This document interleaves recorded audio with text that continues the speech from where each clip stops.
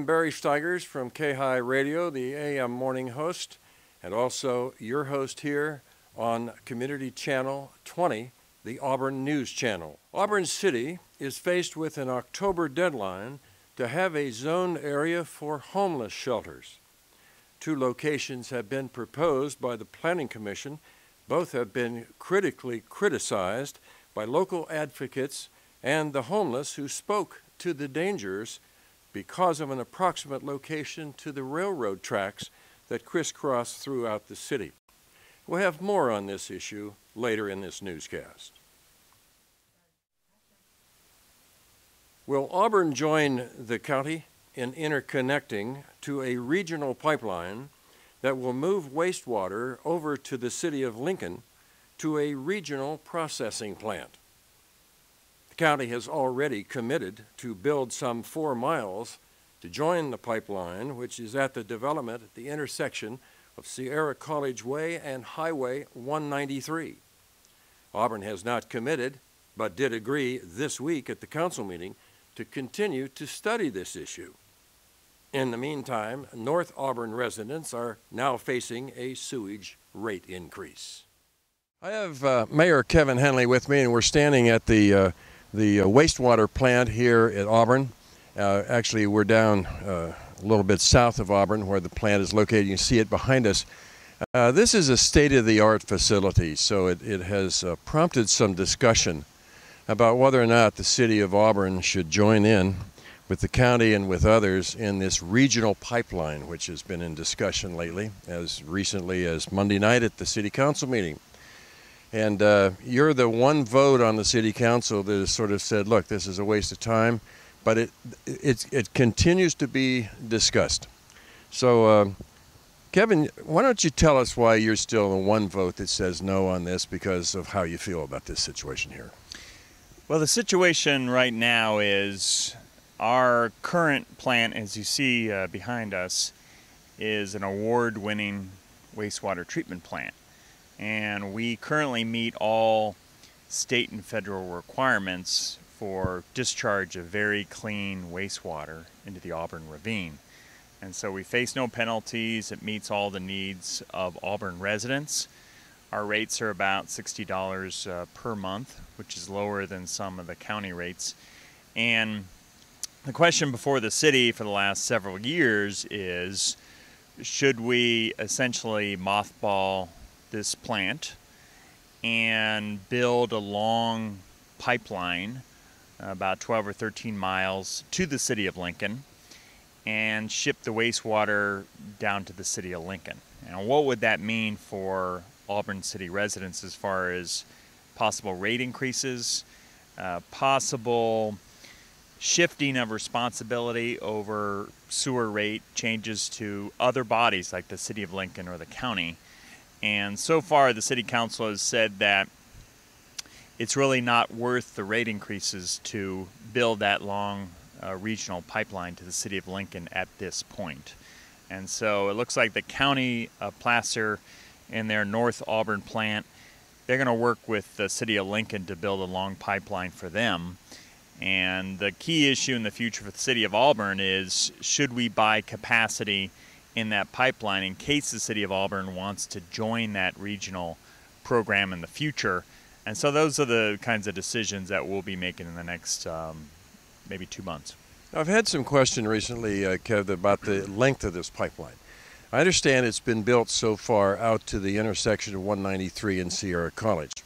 So that would be the point of where you'd start and head toward Auburn. Now the county would go from North Auburn at their plant and head that way. So would the connection for the city of Auburn be shorter than that because the pipeline would already exist? It would be on 2 different tracks, and there'd be a place where, in theory, we would join 4 miles from the city of Lincoln. And so the question is, should that pipe be wider, and should the city of Auburn join with the county to build that joint pipeline going into the city of Lincoln? And so the main question is, should we buy extra capacity? So if in the future the city of Auburn wanted to join they could do it. And it's about a $3 million price tag, which requires an increase in sewer rates for the city of Auburn. So City Council is asking for more information, and we'll be looking at that over the next 2 months. Kevin, the other unanswered question which I have is that if you shut this operation down, then the water that goes into the ravine, which is now in a good state, Right. how do you replace that water? You can't just shut off the water into the ravine because you're going to have some ecological kickback if you do that. It's interesting because I agree that is one of main concern. It's been a main concern of mine for the last couple of years. Is suddenly the city of Auburn would have to contract with our local water agency to find up what's called makeup water, to basically replace the wastewater that's been shipped in a pipeline with new fresh water. And what does the city do, and what does a water agency do in a drought situation where the price of water is very high, might not even be available, might be committed to farmers and ranchers and city dwellers? So that's a big unanswered question that I don't think the City Council was really comfortable with the lack of answers going in the future. But the County of Placer and City of Lincoln, when they proceed with their regional plan, are going to have to try to figure out that problem and try to come up with a solution. These creeks in the old days used to go dry, but now with our wastewater treatment plants, they're running all year long, and it's very clean water that we put in the Auburn ravine. It's almost like drinking water. But now the environmental laws require that we keep to pump clean water into the ravine, and now that presents a new problem. We've moved our location here at the Auburn City Wastewater Plant. We're over by the ravine. If you could look to my left, you'd see some beautiful trees, but there is a ravine here. This is where the water actually leaves this plant and goes into the ravine in a pretty good state. Kevin, the city of Auburn doesn't have a lot of room to grow. So if you don't have a lot of room to grow, the cost of increasing the size of this plant would not be driven by growth. So the only cost, I guess, would be is maybe if the state continues to give you more and more upgrades and upgrades and upgrades, but that probably won't happen for several years. What do you think? I think that's true. We have enough room here at the wastewater treatment plant to meet all the needs of Auburn residents currently and in the future. The city of Auburn is almost entirely built out, and when the Baltimore Ravine housing subdivision is built, we'll be able to meet all the wastewater treatment needs of Auburn residents in the future. So you bring forward the question about state requirements, and this plant is state-of-the-art, and we believe we can adapt to those state mandates and those stricter requirements in the future, as well as, say, the city of Lincoln or other plants in the region. So we're in good position to treat the wastewater, meet the state mandates, and try to minimize the sewer rate increases that would occur on city residents. Well, I guess the question I would have is how much more can you treat water? If you're getting reasonably good, clean water, what more can you do to it? We also have a strategy of encouraging residents to turn in their old pharmaceuticals, their pills, because sometimes what we find is people flush down the toilet some of their unused pharmaceuticals, and that really affects the wildlife when we discharge into the streams, and state authorities and federal authorities are concerned about that.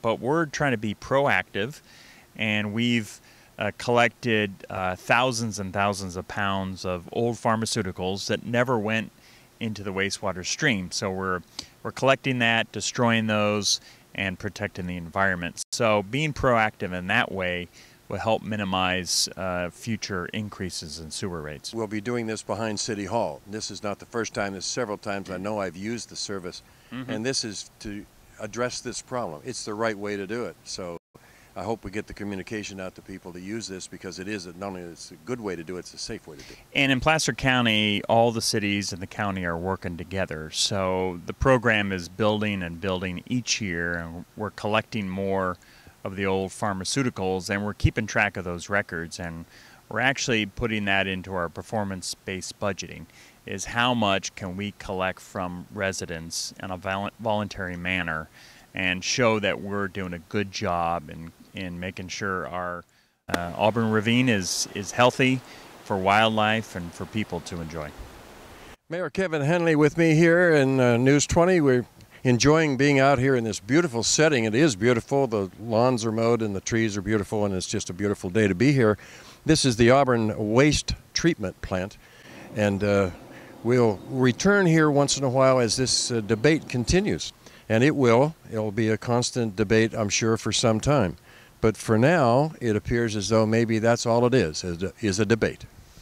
That's true, and as a city council, we're looking at all the details, and we're concerned about sewer rate increases for residents, for businesses. So we're going to try our best to keep sewer rates as low as possible, and also keep the Auburn Ravine as clean as possible for wildlife and residents to enjoy. Gary Thompson with the City of Auburn. City of Auburn, CH2M Hill. We run the plant here for the City of Auburn. Great. We understand that you have some friends that live out here with you underneath the solar panels. Yeah, right now we've probably got a herd of about 12 deer. In the afternoon they come out here and feed on the grass and sit underneath these panels like umbrellas. Isn't that fun? So they help cut the grass back, and in the meantime they're sunning themselves. They must think they're at some sort of a resort or something, right? I think they do. It's definitely it's kind of a treat for us to come out here, and when we have to work, you see them walking around saying hi to us. So it's cool. Thanks, Gary. You bet.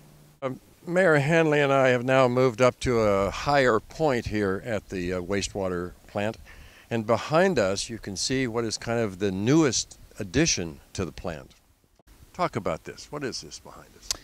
Well, we worked to put over 300 solar panels here at the wastewater treatment plant, and it's been a very successful program because wastewater treatment plants take a lot of power to run to clean the water and discharge to the Auburn Ravine. So these solar panels now achieve an 88% of our power needs at the wastewater treatment plant. So that means lower electricity costs that are ultimately paid by Auburn residents and businesses. So these solar panels help keep sewer rates lower than otherwise would be.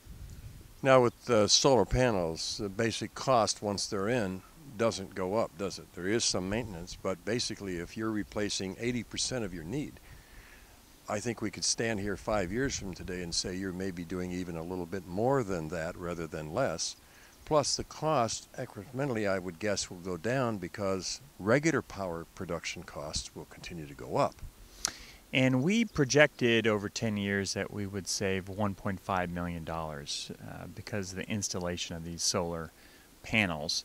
And because of the way energy markets work in the future, one could guess in an educated way that electricity rates will go up as the demand goes up and supply is restricted. So I think these solar panels are a good investment for City of Auburn and our residents to stabilize the sewer rates ultimately. So I think it was a good move on City Council pushed this idea. City staff found a great way to do it with a local company, and so far it's working well. Is there ever a situation where you think you'll be producing more than you need so that you can get back on the grid and get some of that return from the utilities when in fact they would become your customer? I think we factored in that we probably won't produce more power than we actually need. Part of the updating process of this wastewater treatment plant was to use intense light and heat to actually clean up the wastewater and then discharge it. So we're using a process which requires a lot of electricity but doesn't require a lot of chemicals. So we don't have to discharge those chemicals into the water. So we're using a little more electricity to clean the water, but these solar panels are helping keeping the cost down. So if we break even, that would be really a great achievement for us.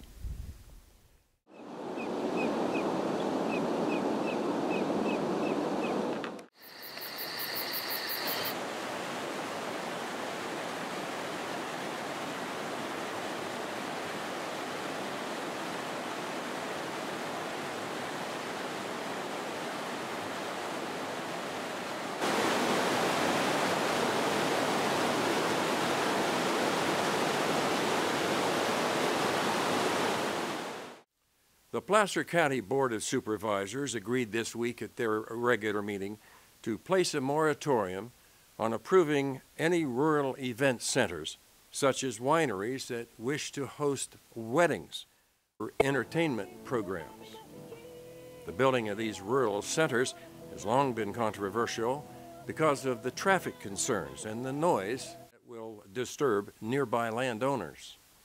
The supervisors have asked for more time now to study the impact that these centers will have over time.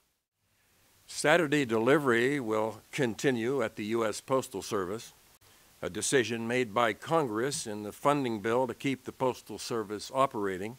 The board that makes policy for the post office said that cutting or altering the delivery schedules would save the service some $2 billion in savings over time. The public, the unions, and members of Congress are opposed to altering the service, and so we will continue to see the men and women in blue stopping 6 days a week with yours and my mail. As we mentioned earlier in this cast, the City of Auburn must address a zone change to accommodate the construction of homeless shelters within the city limits. This change is mandated by the state and must be completed by October. We announced last week that this segment of the weekly Auburn News 20 program, we would examine the homeless and the mentally ill problem within the state and here in Placer County. I met with Ralph Gibson. He's program manager the county's museum department, talked about the role that Auburn has played in mental health and the shift that started with President Harry Truman in the 40s. As we mentioned earlier in the program, the city of Auburn this week is faced with addressing a zone change that would allow for a homeless shelter to be built within the city limits of Auburn. This is a state-mandated program. It must be completed by October, or the city could face not being able to issue building permits. We were there, and of course it now fits into this whole series of programs that we have started to do as a part of our weekly News 20 program. I have with me here today, in front of the Administrative Center at DeWitt Center in Placer County, Ralph Gibson. He's the program manager of our museums. Ralph, thanks for coming by. I appreciate you joining us today. Oh, I'm glad to be here. The reason I asked you to come see us is that we're standing in what is called the DeWitt Center. Now, that has a long history. This is not a new facility. We're standing in front of one of the newer facilities. Mm-hmm. But the facility's been here a long time, and I thought it would be kind of interesting if we get a little history on the DeWitt Center. It was nothing but farmland some years ago, but look at it now.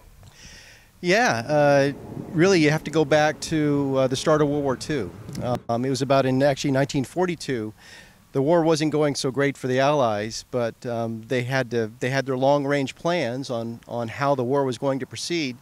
And they knew eventually they were planning for the land invasion of Japan. And different estimates were circulating as far as casualties. General MacArthur thought there'd be as many as 1 million casualties.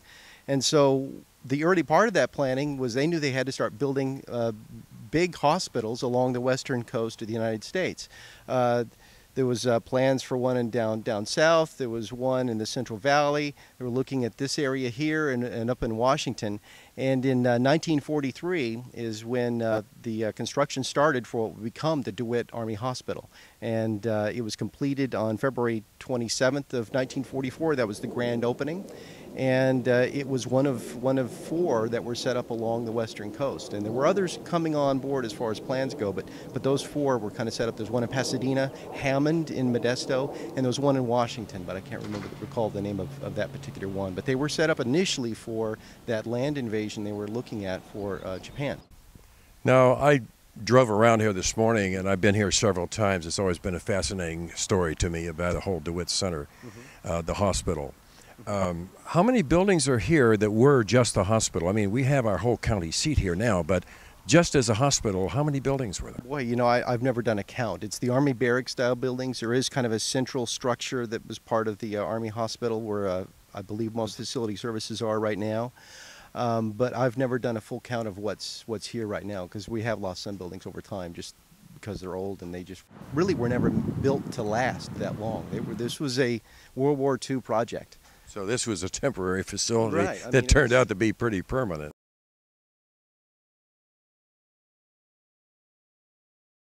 Right, right.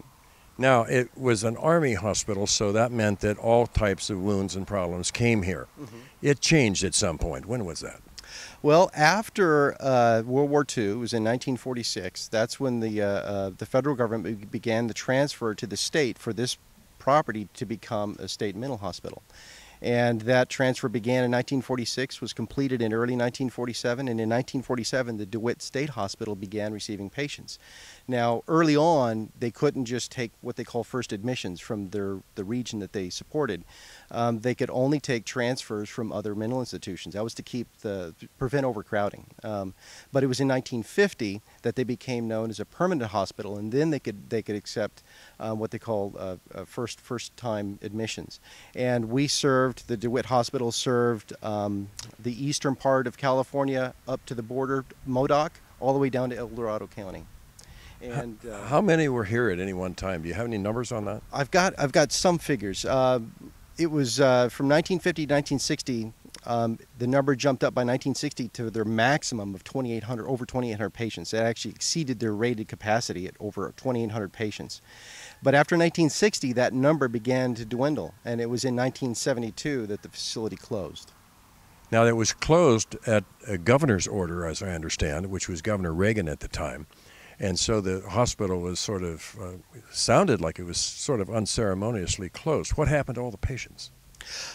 Well, that I don't know. If they closed, they were either transferred to another facility, or if there were no facility to go, I'm not sure. I don't know what happened to all of them. But I will say that something else too is DeWitt's kind of got a twin. One of those hospitals I was talking about earlier, Hammond in Modesto, has the same parallel history that DeWitt has. It was an Army hospital for World War II. Constructed under the same purposes, and then at the end of World War II was transferred to the state to be run as a state mental hospital, and that one closed in 1970. So the same thing happened there 2 years earlier. So it does have kind of a twin here in California. Well, it sort of appears that the patients were somewhat turned on to the street. They had no place to go. A lot of them became homeless, which is really what we're really dealing with here as we talk about this project. Is that the homeless, and about 70% of the homeless, we're told, require some kind of mental help. So after they closed the hospitals, the grand plan, which started clear back before World War and during World War II by Harry Truman, was that the mentally ill would get treatment down at the county level. So it would eventually become a county problem.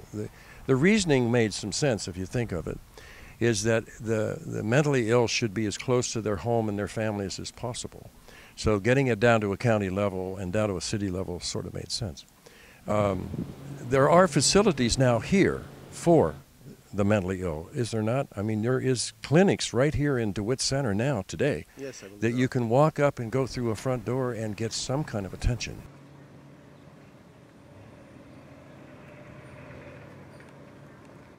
Well, I appreciate it, Ralph. It's great history. Thanks so much for joining us. This story is ongoing. You'll hear much more as we continue our weekly news coverage of this story. And DeWitt Center was just one big part of it, but a very large part of it. If they had up to 2,500 patients in this hospital at one time, they closed the door, where would they go? We'll cover this and more as we continue on Auburn News 20. I'm Barry Stigers. The homeless situation in Placer County has many interesting stories. Knowledgeable people have told me that southern Placer County is considered a destination point for homeless from all over the country. Pastor Dan Appel, the Seventh-day Adventist Church, the provider of food and clothing and showers 1 day a week for the homeless, says that churches and agencies from as far away as the Midwest promote South Placer County as an all-caring, services-available Mecca for the homeless people. Placer County Sheriff Devin Bell told me that the Sheriff's Department has a full-time deputy assigned as a liaison with the homeless community. Their first concern is always criminal activity, but also provide guidance to the homeless by directing them to the county services that are available to them. I spoke with Dan today about his church and what they're doing to help the homeless here in South Placer County. Dan, you're sitting on the front porch, really. I use the word porch, but it's really a deck. It's also an access ramp for ADA compliance. But these buildings, where'd you get these buildings? You have a special purpose for them, but let's talk about where did you get them? Where are they from? Well, we had a real concern that a lot of people in our area didn't have any health care, and one of the biggest problems was psychiatric. The people on serious psychiatric meds are only allowed, just because of finances right now, to visit the mental health center here once every 6 weeks. And you get some person on serious psychotic medications, they can just go ballistic in that time. So we started saying, what can we do? We had a local psychiatrist that said, I will come in and help manage their meds between visits. And somebody who'd worked with the county in the past and was very familiar not only with the medications but the processes. But we had no place. We had so much going on at our church, we had no place to make that happen. So we started praying about trying to find some way of establishing a place. And a church down in Rockland, Roseville area, had bought these 8 years ago from the city of Rockland, and we're going to turn them into Sunday school classrooms. And unfortunately, once they got them out to their site, it turns out that there was a moth in a tree that would be disturbed if they were placed. So they spent 8 years trying to get permission to put these in place. And when they heard what we were doing, they said, we're really supportive, we'll give them to you if you can pay to have them moved up here. Our goal is to provide for those people who absolutely cannot get any health care through Medi-Cal or Medicare or anything, who have fallen between the cracks, to provide medical care. As we got to know more of them, some of them are in terrible shape, dental-wise. Many of them, their teeth are almost falling out of their heads, and in a lot of pain. The physical, medical problems, and so we decided we were going to establish a free medical clinic, and it has been miraculous. People in this community have heard what we're doing and just keep coming to us and saying, what can we do to help provide medical care? And so there'll be, well, I can show you inside, there's a complete optical setup for doing eye exams. There is a room for counseling and psychiatry. There's 3 medical exam rooms and treatment rooms. There'll be 3 complete dental operatories. And see, what am I missing? There's one other thing, I don't remember what it was. Anyway, we're going to offer classes on how to live healthfully. We're working to help people with a lot of their addictions and helping them overcome those. And in this case, it's been a wonderful community cooperative effort. We're hosting it here, but a lot of the people involved in this are not Seventh-day Adventists. There are people from a number of churches. There's a number of people who wouldn't call themselves Christians or members of any church that are involved. And it's just an opportunity to work together as a community and provide help for those that need it. Dan, how big is this population? You know, I don't think, once a year the county does a census where they try to figure it out. And it's hard to tell. You know, we have people living in all the rural areas around here because they got nowhere else to live. And some of them are there because they have psychiatric problems. Some of them are there because they've lost their employment. We have people who come here who are sleeping in their cars.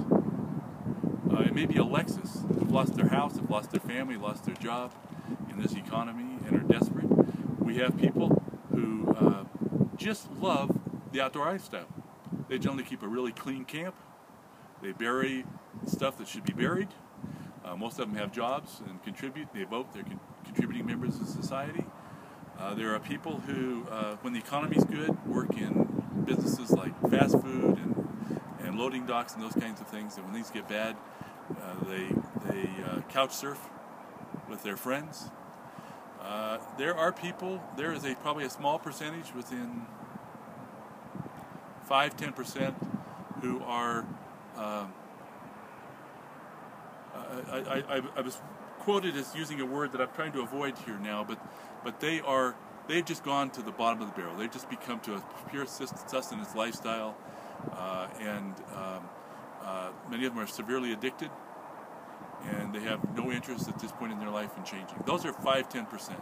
The rest of the people are great people. Even some of those others are good people.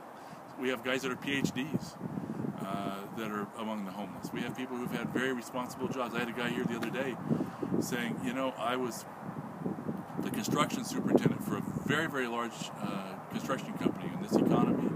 It went bad. I've lost my job, my house. I've lost everything. And in the process, I lost my family. And so we as a church family, and also we as a community, I think, want to just help people because they deserve help. And because, for us, it's because Jesus went from village to village and place to place, and he helped people whether or not they ever chose to follow him or not. By the way, the paint, people again have approached us and said, you know, we hear this is going on, can we come in and finish the sheetrock? They did all the taping. Can we come in and do the painting?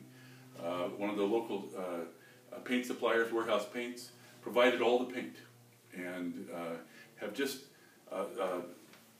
the office supply place, blank on the name, down in Walker Supply, generously donated the office equipment. All these chairs that you see here were donated by Walkers, and as a ministry to people that really need the help and support. The cabinets were built by a local cabinet maker. There was actually 4 guys from the Auburn Area Woodworkers Guild who worked together and built the reception area for us. Everywhere you look, there has been virtually no, after we got the building sited and set up, there has been virtually no paid labor. It's all been volunteer donated. And I want to say one other thing.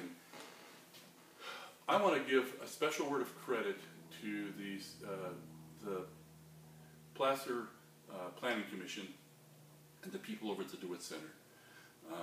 While they were unable to not charge us the fees that would be charged to anybody else, they have bent over backwards to help us with everything they could as far as getting the permits taken care of, showing us what we need to do and how we need to do it. And I just want to honor the county for what they've done to help make this possible.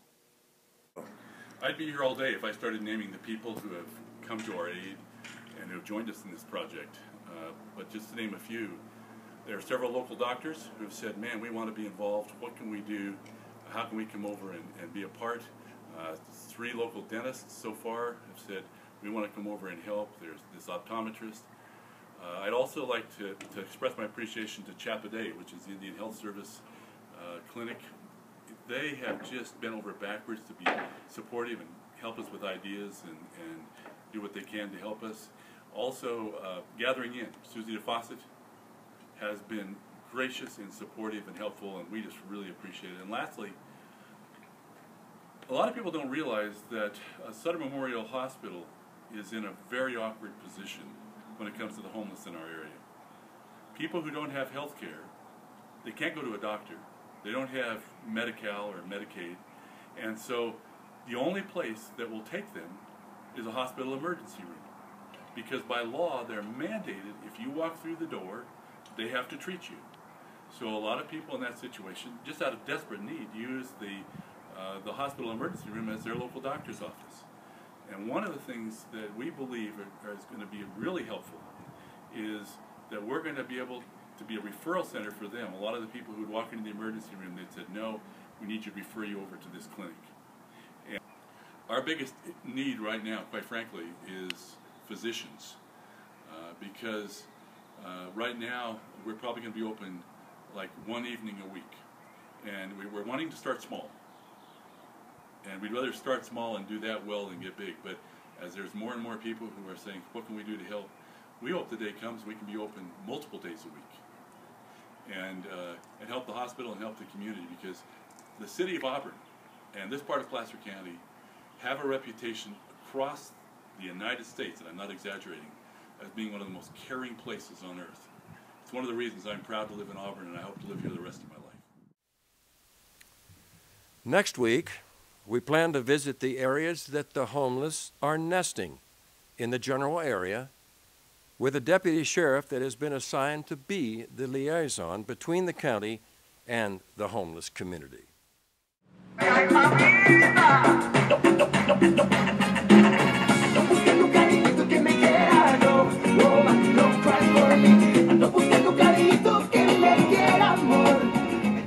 And today I'm on Atwood Road outside Maria's taco truck.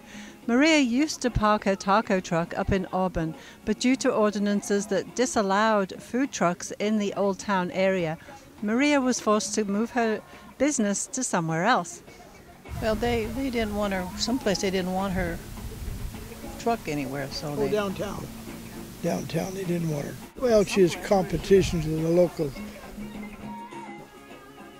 It looks like Maria's doing a really good business right here on the corner of Richardson and Atwood.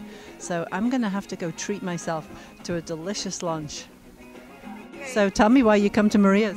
I love to come over here because she's really friendly, the food is great, and it's a very nice environment here, so I love it. Do you work close to here? In the Placer County Human Services. Oh, lovely. So this is a great spot. You can just come down here, probably take a walk during your lunchtime. Yes, exactly. And I come over here with my friends too. So it's very authentic. Yes, believe me. This is a really Mexican food. Very good. Very good. And what a lovely spot under the olive trees and everything. Yes. You know what? I stay over here sometimes. I eat on the table. So it's very nice. Yes, it's very nice over here. I think I'm going to do that today. Okay, it's a good idea. It's great today. Enjoy your lunch. Thank you for talking. So you're adding today's specials? I'm updating. So do you do different things on a Friday than you do other days? No, just depends. However... So fish tacos definitely though today? Those are every day. Really? When Maria was told she'd have to find somewhere else to park her food vending vehicle, she did not know where she would go. Local bail bondsman Frank S. Calibretta stepped in to save the day and told Maria that she could park her food truck indefinitely on the vacant lot that he owns, which sits next to his bail bonds business on Atwood Road across from the county jail. This is beautiful. I am very, very lucky to Frank let me to parking in here. Oh boy, that has to be the best fish taco I've ever tried.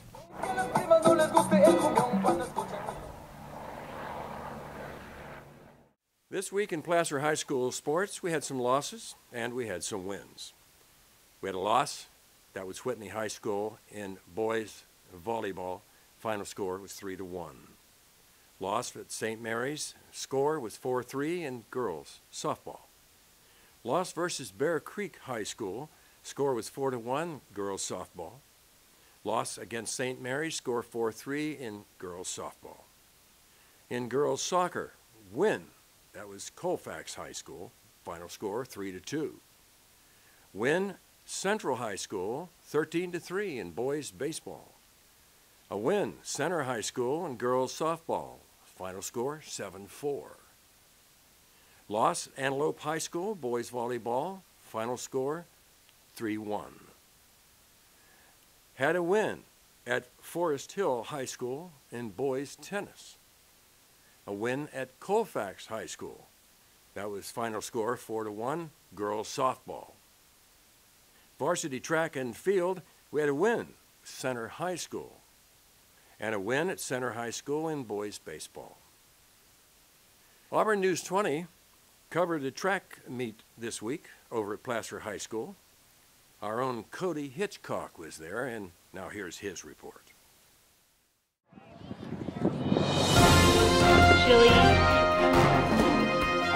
Thanks, Barry. This is Cody Hitchcock, the Hillman flag runner, at the track meet of Placer versus Center.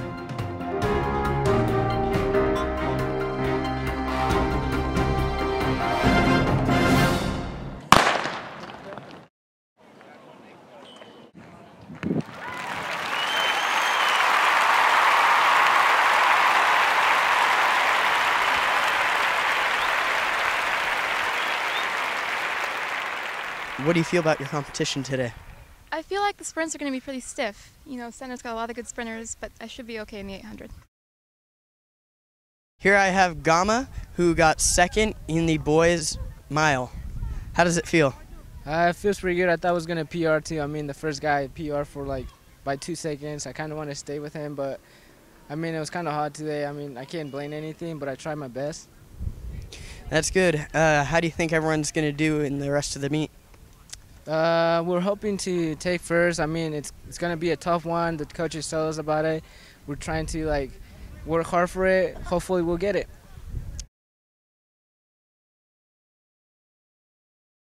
So, Johnny, you got first in the JV discus. How does that feel? Yeah, it was fun. I enjoyed it. So how do you think the rest of the meet's going to go? I think the rest of the meet's going to go great. We have a good team going on. We're all working together. It's going to end up real nice. You think us or Center is going to win? Oh, we're going to win by far. What events have you guys run today? The 4x1, 200, and 4x4 in long jump. So 400, long jump, and 4x4. I'm just doing long jump. Varsity boys 800.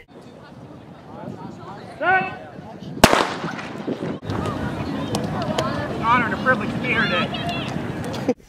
Here with me I have Donnie Williams, winner of the JV 800 and 400. How does that feel? Well, in all honesty, it hurts. It hurts, but it's a good kind of hurt. And you feel proud of it after, you get done running. So are there any other events you're running today? Yes, there is, Cody.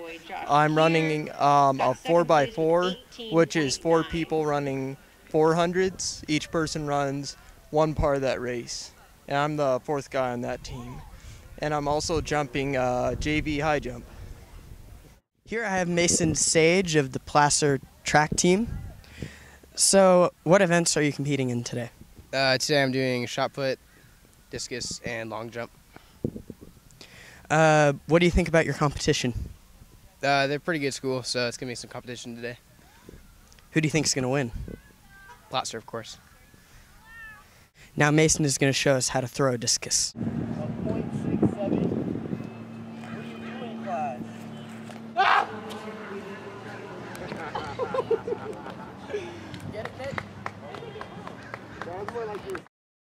How do you feel about your competition?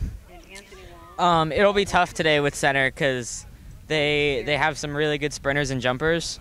As far as distance, my events, we should fare pretty well. Finals for the evening. Placer has won this meet against Center High School. This has been Cody Hitchcock for Auburn News 20. Back to you, Barry. I'm Barry Stigers of K-High Morning News and your host here for the Auburn News 20. I'll see you next week.